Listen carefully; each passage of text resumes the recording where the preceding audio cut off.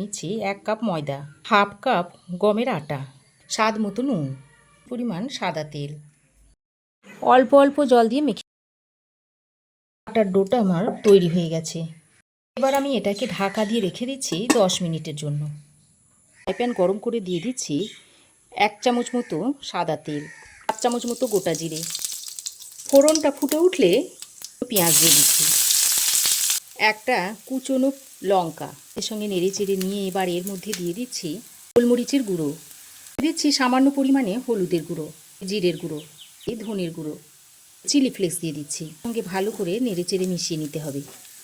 এবার আমি এর মধ্যে দিয়ে দিচ্ছি একটা ভেঙে নেওয়া ডিম। ডিমটাকে দিয়ে ভুজিয়া বানিয়ে নিতে হবে।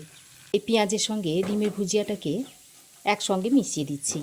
আমি এই আলু সেদ্ধটাকে গ্রেট করে এর মধ্যে দিয়ে দিচ্ছি। আরও কিছুক্ষণ মিশিয়ে নিতে হবে।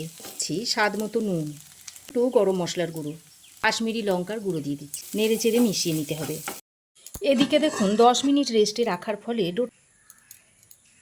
দেখুন ঠিক এই রকম ছোট ছোট লেচির আকারে কেটে নিচ্ছি। এবার আমি অল্প একটু গুঁড়ো ময়দা ছড়িয়ে একটা লেচি নিয়ে রুটি বেলে নিয়েছি।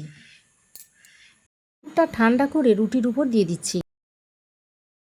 এইভাবে রুটিটাকে মুড়ে নিতে হবে, দিয়ে মুখটাকে এইভাবে সিল করে নিয়ে তারপর এইভাবে একটু চ্যাপ্টা আকার করে নিতে হবে।